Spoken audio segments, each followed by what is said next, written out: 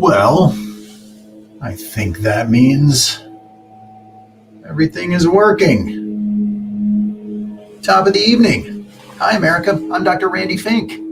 I am the clinical director of IVF services here at CNY Fertility, Colorado, and it's 4 o'clock in the mountains, which means only one thing. It's time for Fertility with Fink and Friends. I'm Fink, you are Friends, and I'm very glad to have you. 6 o'clock on the East Coast, and of course, 3 o'clock for our friends on the West Coast. And it's very good to be here on a Tuesday afternoon. And let's see what we've got. I just saw Shelby Lynn join. Thank you. My friend Amber is here. My friends in Miami on that side. So we've got, hi, PCOS girl. Nice to see you. Our first venture over here is New Journey 215. Welcome. We've got couple of different things going on here. So we've got an Instagram, CNY's Instagram here. We've got my Instagram here. We've got Facebook and LinkedIn right here. So hopefully we're covering all bases, and it sure is nice to see everybody. Tiffany Holiday says hello from Atlanta, and Mrs. Keybell, thanks. Nice to see you.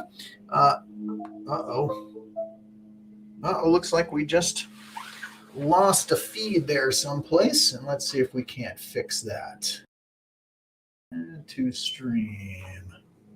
Well, looks like there was a camera issue. There we go. Now we're back. Okay. Sorry about that. Oh, hi, Mari. Mari's on from Miami. It's good to see everybody here today.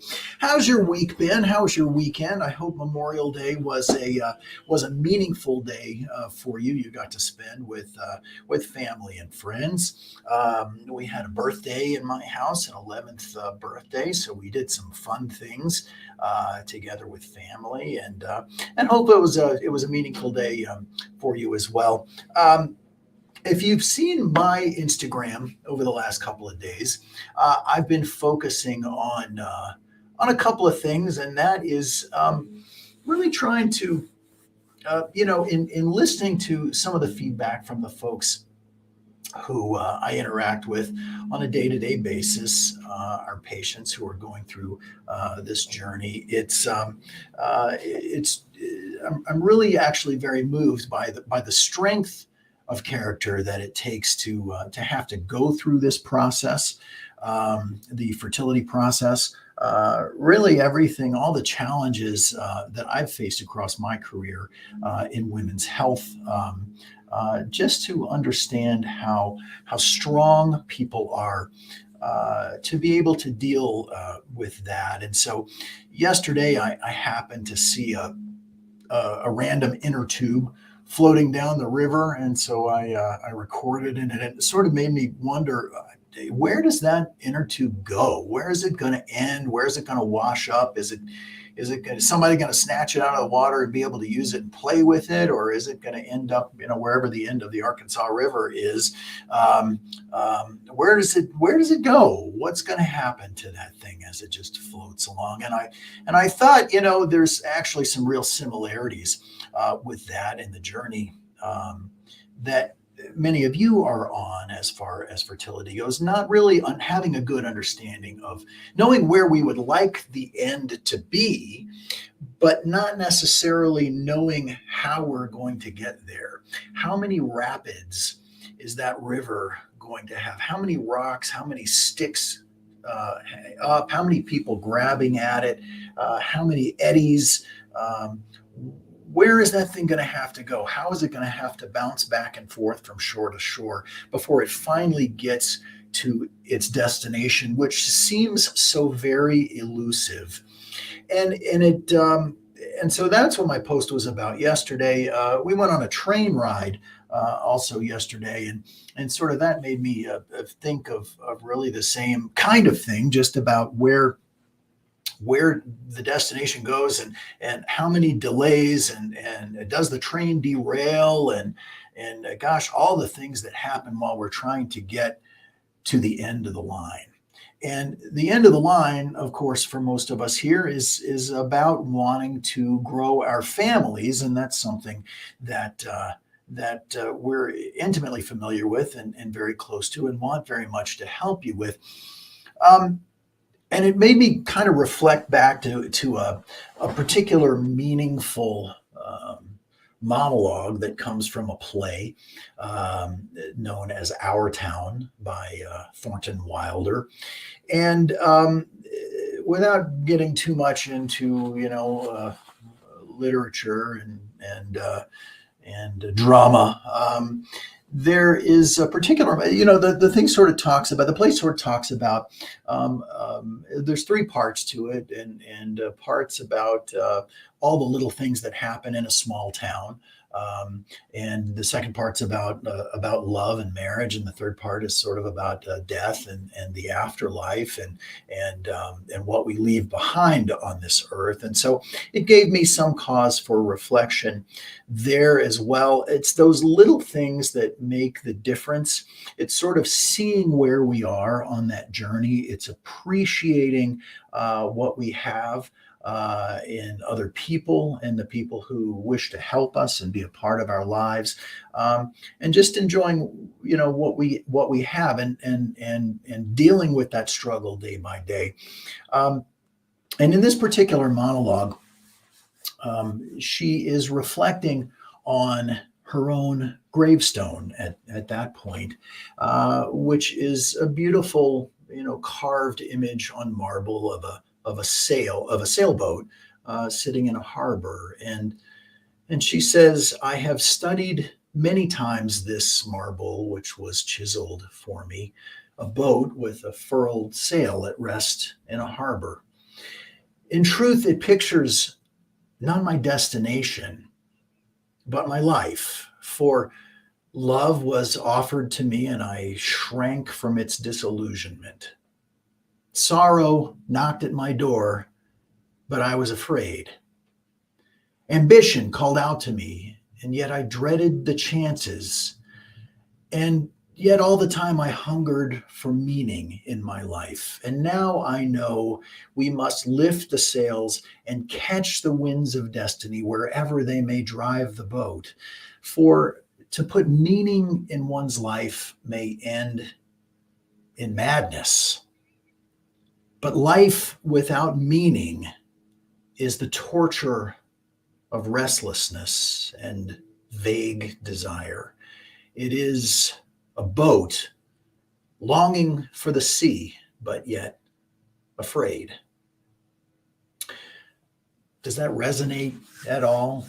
Longing for the sea, but yet afraid, fearing what might happen, thinking about what could happen, wishing for what would happen, but yet being afraid to put our foot in the water, to jump into that hoop that's floating down the river, to climb aboard that train that may lead us to the destination that we're seeking.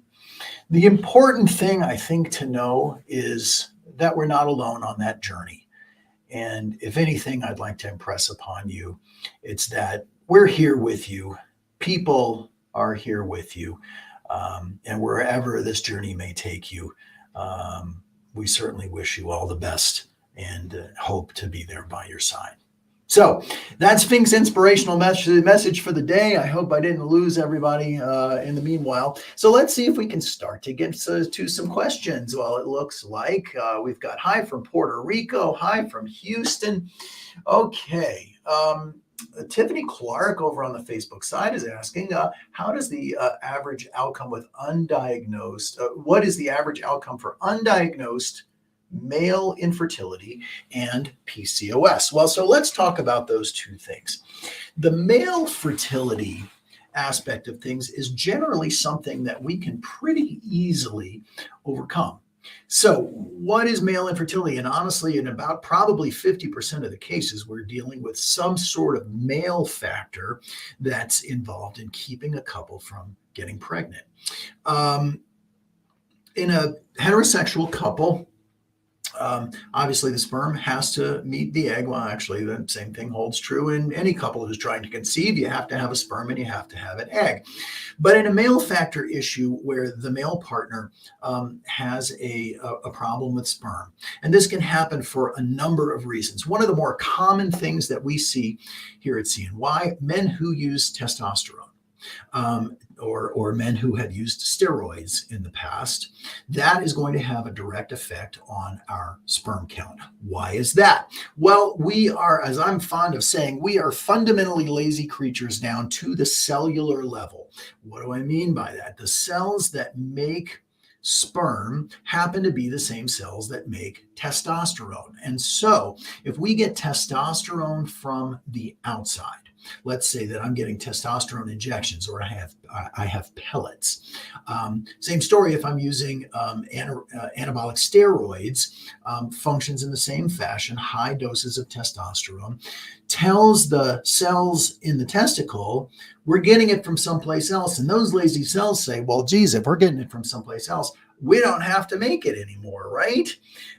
And so they stop producing testosterone of your own. Now, if you stop using that testosterone, well, eventually you will make some testosterone of your own, but just not very much. Same thing happens with sperm. While the testosterone production gets shut down, so does the sperm. Now, again, it only takes one sperm to fertilize an egg, but the average ejaculate will have a minimum of about 15 million sperm in it. And some people have, 70, 80, even 150 million sperm in an ejaculate. How many sperm does it take to fertilize an egg? One. However, if we have less than 15 million sperm, then we consider that a problem with sperm in some fashion, not enough sperm, which may decrease the probability of a sperm being able to reach an egg. Now, in terms of IVF, when we have a male factor in terms of not making enough sperm, the other thing, the thing that happens there is that, well, as long as we can find one sperm for each egg, even if the count is 5 million or 1 million, or for that matter, even if the count is 100,000, we can often still find a sperm. So that's pretty easy to overcome. What's the other issue with sperm there? Well, it has to do with motility. And motility means the way the sperm are moving, that they are swimming. Because imagine when we have retrieved eggs from a female and we're looking for a sperm in the specimen in order to be able to place inside those eggs, we have to see the sperm moving. If the sperm isn't moving, we don't know that that sperm is alive. That sperm could be dead. And if you inject an egg with a dead sperm, what do you think happens? Well, it doesn't grow, it doesn't fertilize, it doesn't continue because half of the program there is dead. It's not working. So we need to see sperm that are swimming. You like the visual? There's the visual. Oh, there goes a sperm. We need to see them swimming, and that's a motility issue. And so sometimes we can have a count issue, or we can also have a motility issue. Those are common things. Prior steroid use, or certainly the other big one, has to do with men who have had a vasectomy before. If you have a vasectomy, you're basically blocking or cutting or creating a roadblock, just like in a female who has a tubal ligation. We are creating a roadblock so that sperm don't have a way to exit. Now, there's still a gazillion sperm there. They just have no place to go. So there are procedures that can be done by a special type of urologist to either aspirate, which is to suck up the sperm with a little needle, or to extract sperm from the male reproductive system. As I mentioned last time, we actually now have a doctor who will come here to our facility in Colorado Springs. In New York, there's Dr. Trussell, who will come and do those procedures on site at CNY. So these male factors are often easy easy. They're often something that we can deal with fairly readily. PCOS, or polycystic ovarian syndrome, is usually an issue of chronic anovulation, and that is where your ovary is not releasing an egg. And if you're not releasing an egg, then getting sperm together with egg at the same time is going to be a problem. So that's something that we can typically easily overcome as well. So when you have a combination of two issues, and that's not an uncommon problem to happen, that people will have, say, both PCOS and a male factor, this is something that we deal with pretty regularly and have the ability to fix. So, Tiffany, I hope that answers your question. Let's see. Linda Cristo from Miami. Is that really Linda Cristo? I can't believe my eyes. Well, my gosh, if that's the real Linda Cristo, it's very nice to see you, my old friend. Let's see what else we have, and let's look at some of our Facebook feeds. Or I'm sorry, that was from Facebook. Let's look at some of our Instagram questions. Smiley Shauna, hi, nice to see you. Let's see what we have here. Heather Button says, see you in August. We can hardly wait. Here's a question. Do I recommend HCG boosters after an embryo transfer? Well, that's a good question. So what is an HCG booster? HCG is, of course, the pregnancy hormone. And the booster is when you give yourself a little bit, usually 250 units or so, injection of HCG, usually after the time of transfer. How is that useful? Well, in the body, that HCG is ultimately treated as progesterone. And progesterone, we know, is probably the most important hormone in order to maintain the ongoing successful pregnancy. In the body, we give you extra progesterone at the time of transfer. If you're doing a natural transfer, then we really only have to use a vaginal progesterone suppository. If you've done a medicated cycle, then we use progesterone in oil injections, or PIO injections. With a natural cycle, and I am a big fan of the natural cycle, if you haven't seen, I would encourage you to take a look at CNY's Instagram page. I did a post, I think it was last week, about a natural cycle FET, giving a little more information on that. So if you've got an embryo transfer coming and you think that might be appropriate for you, please do take a look. Basically, the HCG booster functions in the body like progesterone. So it gives you some extra progesterone. The body takes over, the placenta takes over at about 9 weeks of pregnancy. And when it takes over, then it starts to make your own progesterone. And that's when you stop using your shots or stop with the vaginal progesterone. HCG boosters just basically give you some more progesterone. In a medicated cycle, an HCG booster really is not helpful. We do offer it. We offer it to people because there are many people who feel like they want to do it because they want to be doing really anything they can in order to try to help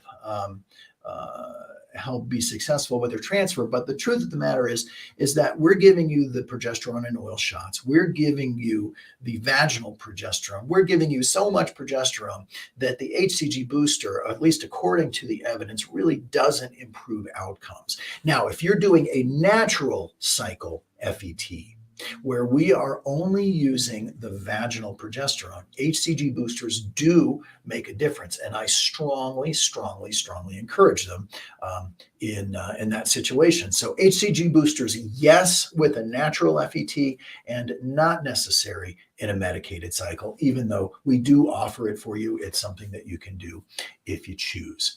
Let's take a look over here at my Instagram. Hi from Las Vegas. Nice to see you. Oh, and hi from Canada.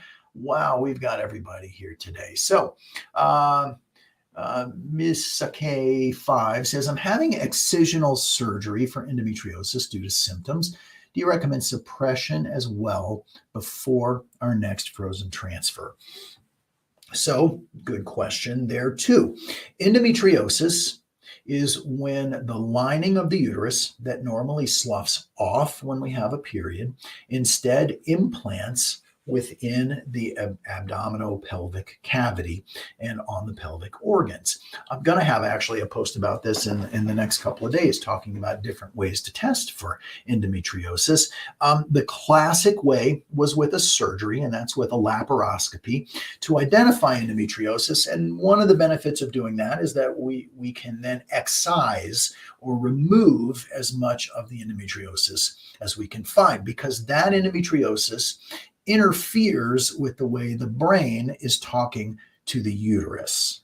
Brain needs to talk to the uterus in order to tell it, hey, we're expecting to put a baby in here, so we need that lining to be receptive for us. And so the presence of endometriosis can be a reason for recurrent implantation failure. Folks with clinical endometriosis and a pain syndrome often live their lives in chronic pain. It's one of the more common causes of chronic dysmenorrhea, which means painful periods. So when you have a surgery, it used to be that we would say you can sort of just cauterize, just kind of buzz the endometriosis. What we really understand now is that endometriosis that we see is just the tip of the iceberg, that there is a lot more endometriosis below the surface that we can't see. So the recommendation is now not to just try to cauterize it, but to actually physically remove that portion of skin that seems to have the endometriosis on the inside, which is causing inflammation.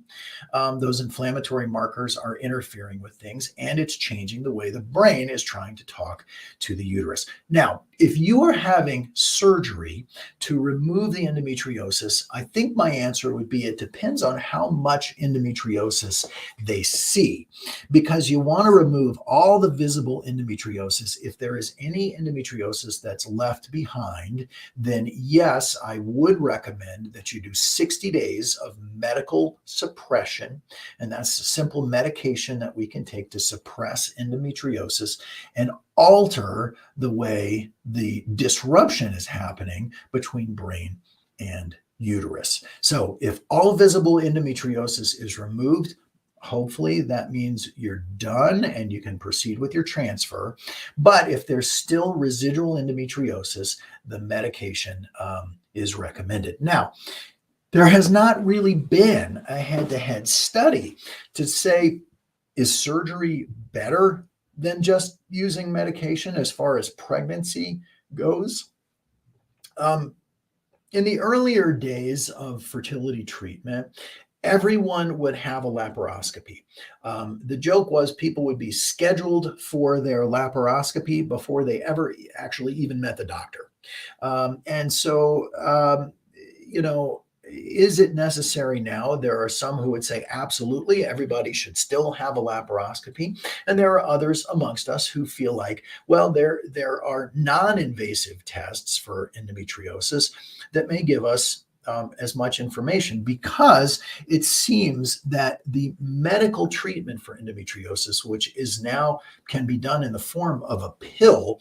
Previously, it was only with a Lupron injection, which really shut down all of your hormones. Really pretty uncomfortable kind of time. Shut down all the hormones. Now with the medication, we can selectively shut down the hormones that are feeding the endometriosis. So a much lower side effect profile. And that is obviously a good thing. 60 days of suppression dramatically improves transfer outcomes in the case of endometriosis. Now, if you have very severe pain associated with your endometriosis, then a surgery may make sense, because you actually get some benefit from having that endometriosis excised, and it may be that you don't have to be on medication. As it comes to fertility, obviously, it raises other questions. And since there's no head-to-head studies, it's hard to say which one is necessarily better. You, my friend, look like you are already scheduled. And so I would say it makes sense to go ahead and do that. Get as much endometriosis removed as you can. Lena Calvo is with us on Instagram. Hi, Lena, and you say, would you recommend a mock trial? Well, not 100% sure what you mean by that, but we do some mock things around here. We try not to mock each other, but when you work with me, it's kind of easy to have a target. So we do a mock, what's called a mock transfer. When you're having an embryo transfer, we place the catheter through the cervix so that we can see that it's a nice, easy shot. And then we typically hold it there and allow for the embryologist to bring the embryos to us. That's considered a mock transfer because we're seeing that we can get in.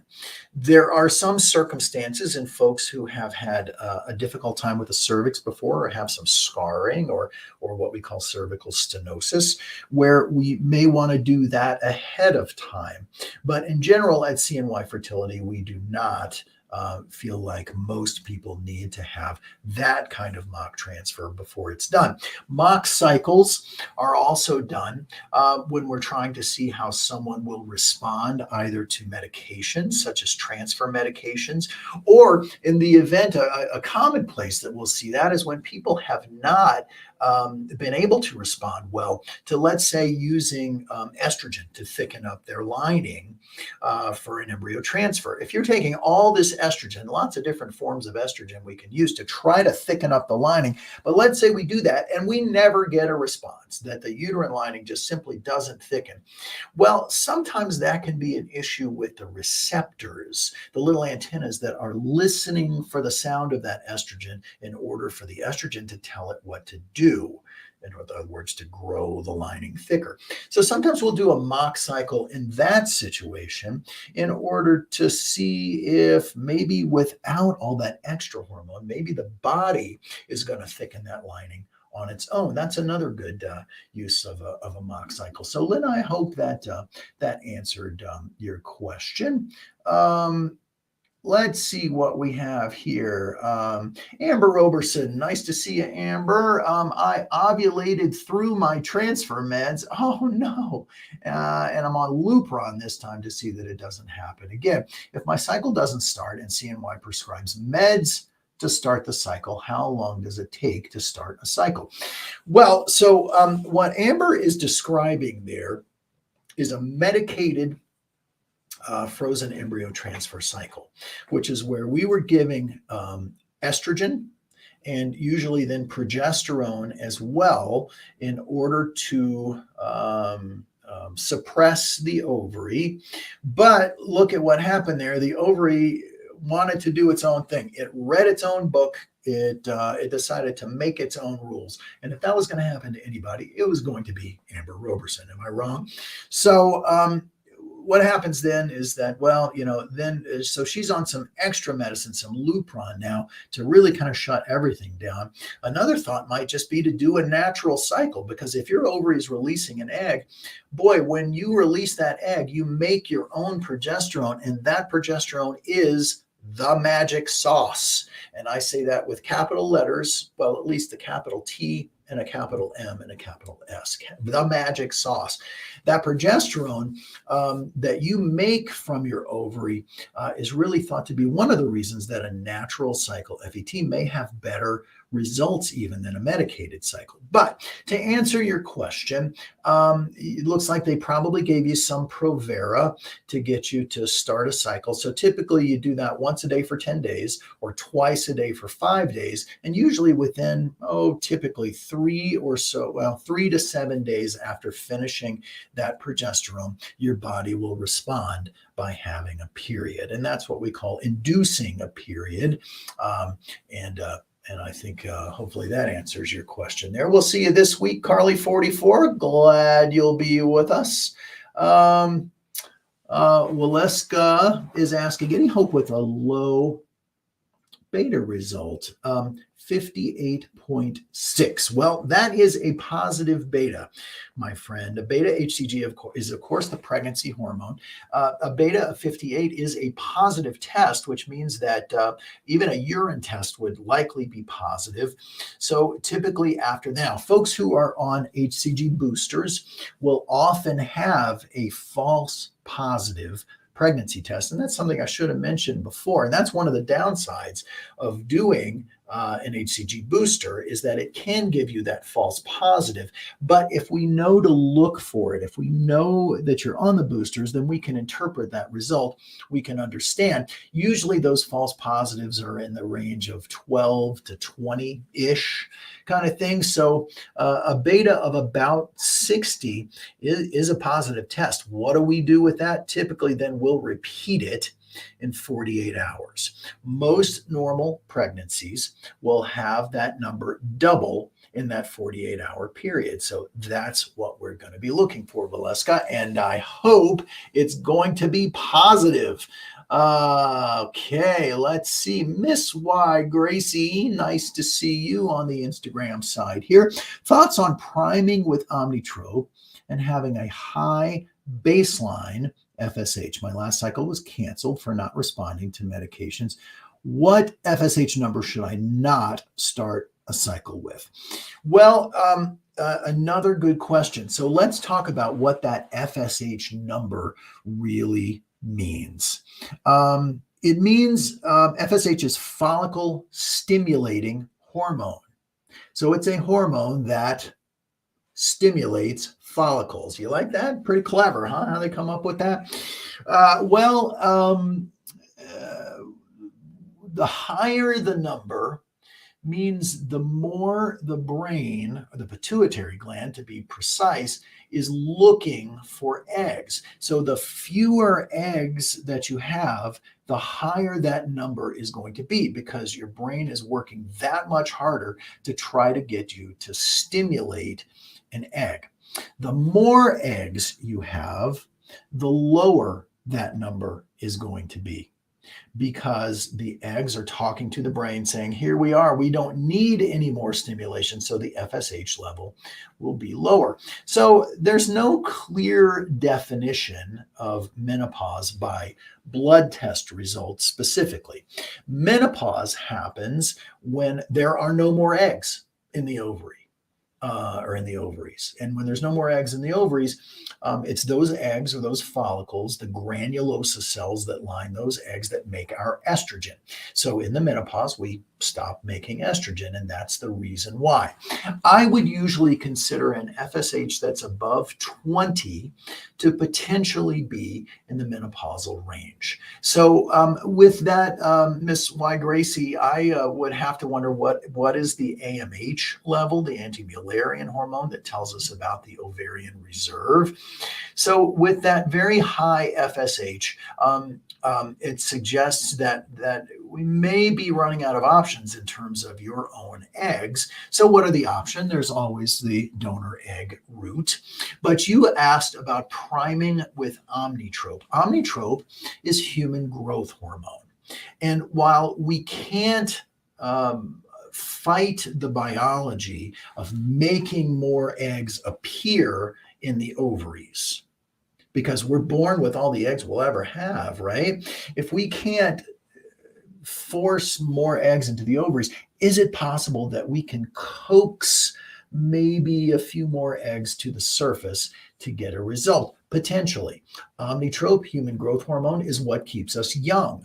How does it keep us young? Well, it may have the ability to help our bodies to repair some age-damaged DNA that might be in an egg or two that's buried deep within the ovary. Another thing that can sometimes help with that is intra-ovarian PRP. PRP is platelet-rich plasma, and that is where we take a tube of your blood, and we're able to separate out your body's own growth hormones and we can, and tissue factors, as we call them, and place that directly back into the ovaries under a little sedation so that nothing hurts. And I have seen really wonderful outcomes associated with intra-ovarian PRP. So strongly recommended that you consider it. It's still considered experimental, but honestly, I do think it makes some difference. So hopefully that will be important for you there, my friend. Well, let's see. Looks like Carly on the Facebook side is asking about the new sperm device to collect the best sperm. I believe you are probably asking about Zymote, Zymot. Some call it Zymot. Zymote, I believe, is the correct pronunciation. I believe Dr. Kiltz had a little an Instagram a little reel about Zymote. Zymote is a device that is intended to function like the fallopian tubes, that sperm go in on one end and the best sperm come out on the other. This is what's called a swim up method of selecting sperm. The better sperm, the more normal sperm, are the ones that are able basically to make it to the other side. Zymote is an add-on. It's only, I think, about $200 at CNY. Is it worth doing? Well, I'll tell you. The data on Zymote is that it can help to reduce the frequency of miscarriage. I have seen that data. Most of the data on Zymote comes from the company itself, and so you always wonder about that. But it is a $200 edition. It is not a $2,000 edition. If it were a $2,000 edition, I would say it's a hard sell, to be honest with you. But at the $200 mark, I think it is something that you can consider, because in theory, it does help to get better sperm through. Now, what are the results of having quote unquote better sperm? That's hard to say. But take a look at that company's website, Zymot. I believe it's ZymoteFertility.com, and see what you think.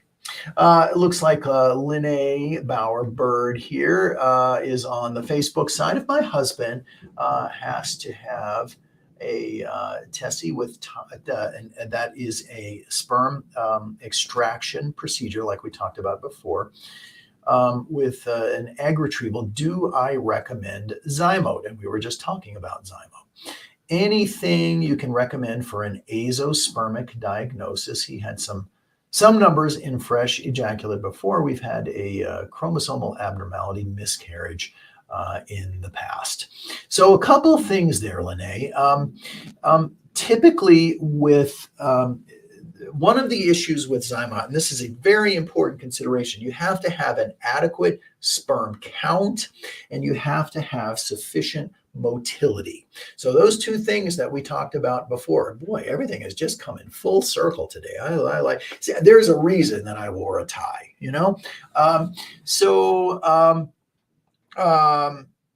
I just derailed my entire train of thought. Zymote and a Tessie. So he is going to have an extraction procedure from the testicle, and that often doesn't result in a large sperm count. It results in a very select number of sperm, such that Zymote is probably not indicated. You need a sperm count of at least 2 million, I believe is the number, in order for Zymote to be effective. So I would not recommend Zymote in that situation. Anything recommended for azoospermia, and that's a tough one too, because there can be so many different causes of a man not making sperm at all. And so the hope is, well, there's no sperm in the ejaculate, so maybe if we actually go look in the testicle itself, we will find some. Now, Linnea, you mentioned that there was some sperm in a fresh specimen at some point, so it speaks well to the probability of being able to find something there. Now there is a sperm supplement that I can recommend for you, and if you'll instant message me on Instagram, Instagram, and that's at Randy Fink MD. I can send you that supplement. All the supplements, as you've probably heard me talk about before, come from a book. The book is called It Starts with the Egg. And we have read the book. We've extracted the list of supplements, found the right formats for these things, found the right doses for them, and basically put them on a list where you can kind of click one button and get them pretty easily. I am happy to provide you that list. If you don't have it, again, instant message me at Randy Fink MD. There is also an evidence-based list of supplements that go along with male fertility. And so I would pay close attention to that. Comes from the same book. And again, I'm happy to send it to you. The interesting part, and this is the entrepreneurial part of me says, I really should look into this. So on the female list, there are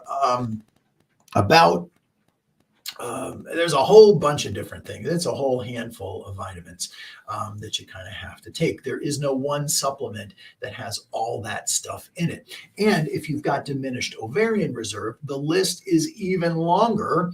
And so I should really try to come up with a supplement where all that stuff is packed into one series of capsules that you can take a day instead of having to take that little handful. Boy, that sounds like a good idea.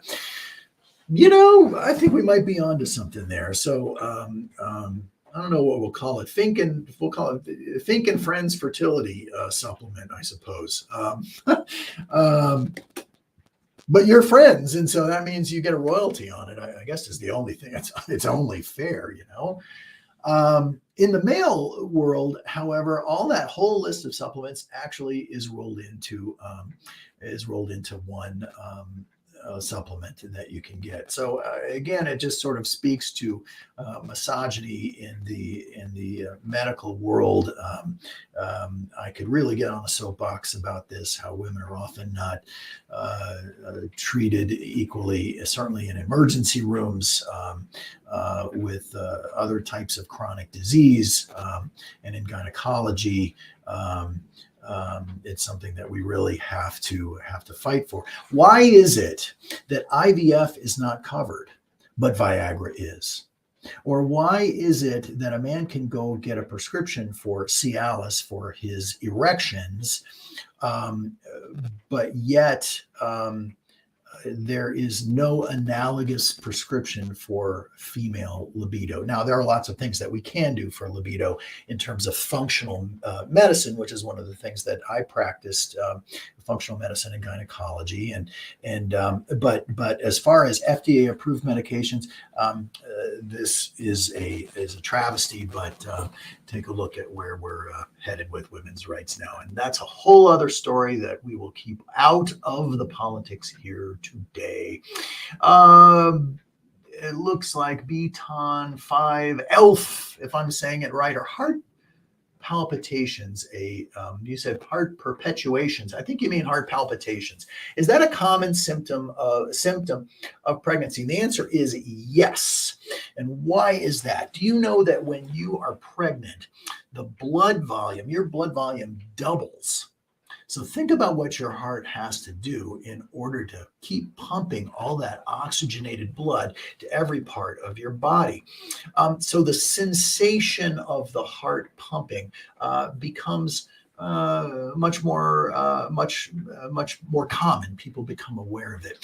And I have to say, I have always thought the sound of the heart beating is something really incredibly amazing. And not just listening to a baby's heartbeat, but listening to your own heartbeat, or listening to a mom's heartbeat, listening to a friend's heartbeat. It's just amazing to know that very sound is what keeps us living. There are other things that can happen in pregnancy. The heart tends to get a little larger, and so may be more subject to what are called premature atrial or premature ventricular contractions. And that's the common symptom where you feel the heartbeat, and then there's a compensatory pause, and then the heart beats again, kind of maybe like a double beat. So it may go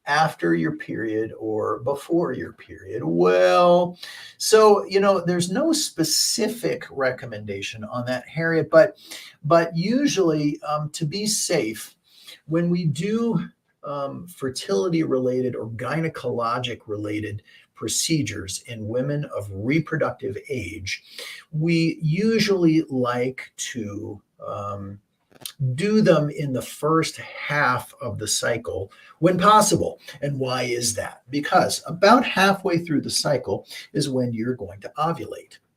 And if you've ovulated, there is, in theory, a chance that a sperm could have come along and fertilized that egg.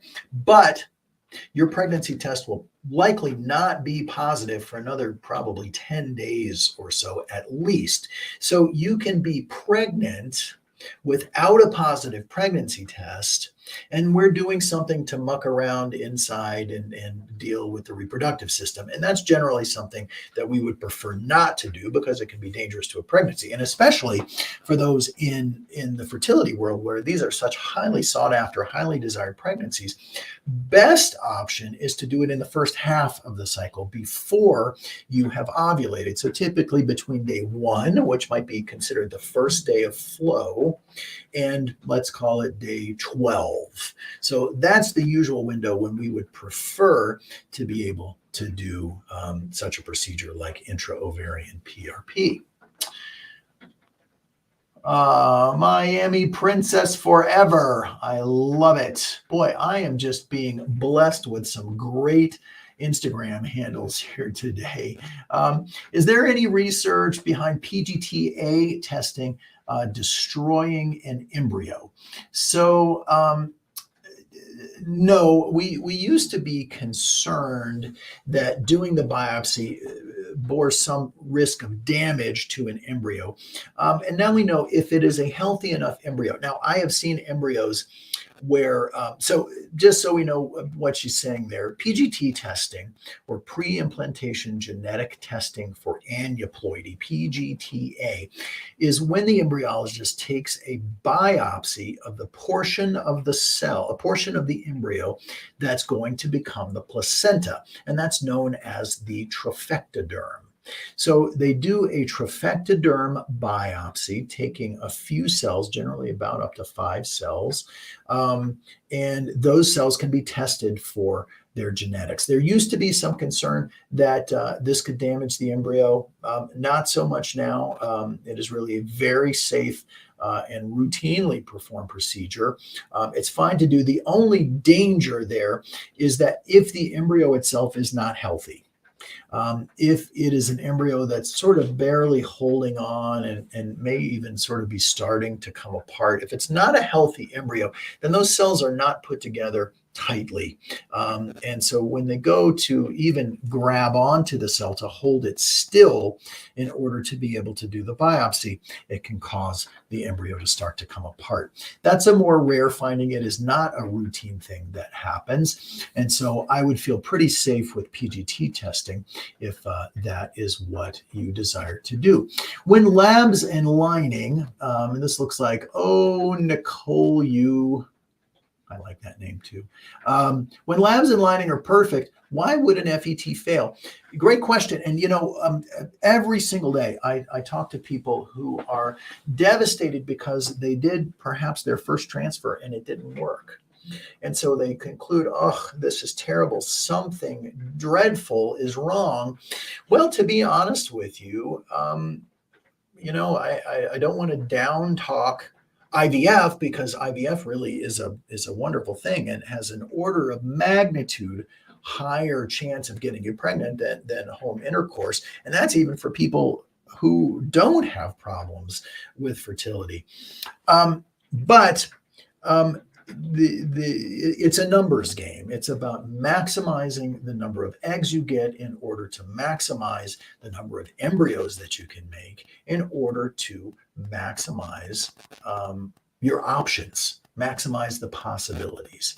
And that's really kind of what it's all about, because any one embryo, depending on how how old the embryo is. In a blastocyst, for instance, typically a day 5 embryo, sometimes day 6, sometimes day 7, has about a 30% probability per embryo of being able to get you pregnant. With a tested embryo, one that's undergone PGT testing, it's about a 60% probability of getting pregnant. And that's our highest chance of getting pregnant with IVF. So if our highest chance of getting pregnant per embryo is 60%, what happens with the other 40%? Well, it's just because it's not a perfect system. And just like every time we have sex, we don't get pregnant, even if we happen to be ovulating, it usually happens to be an embryo issue. That there's something either about the genetics of the embryo or something about those millions of little biochemical processes that are happening in the embryo that prevent it from continuing to move forward. So, Nicole, my best advice there is, as hard as it is, don't be frustrated with it, my friend, because that is part of the program. It is, you're going to get there. You're playing a numbers game, and just like pulling the arm on the slot machine, your odds are better than the slot machine, but sometimes you hit the jackpot. You don't have to hit the jackpot. You just have to get the right number to pop up there, and I'm sure you will. So please don't give up the faith there. Is there anything we can recommend when HCG levels start off lower and slower?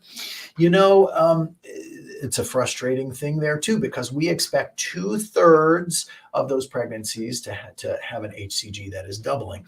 And if it doesn't, it is purely a factor of the embryo itself. It is not anything that we can affect. What I would look at when that's happening is I would want to know for sure that the progesterone levels are where they are supposed to be, because especially in IVF, we have to give you that progesterone in a medicated cycle in order for you to have the hormone that will allow the pregnancy to continue. So that would be the only thing I would look at. But other than that, unfortunately, then we keep our fingers crossed and hope for the best, because that's what's gonna make it go. It was suggested to me, this comes from Jasmine, by Dr. Chang, to increase metformin 750 milligrams twice a day, 1.5 ml PIO at the appropriate time before transfer, 2 euploid miscarriages so far. Well, without knowing the specifics there, my friend, I would say 1,500 milligrams of metformin, I think, is the metformin extended release is the best dose, and that's what I recommend too. Metformin not only improves egg quality, but it also increases transfer success. It decreases miscarriage rate, and it decreases the risk of certain types of pregnancy complications. So if it's appropriate for you, yes, metformin is a good thing.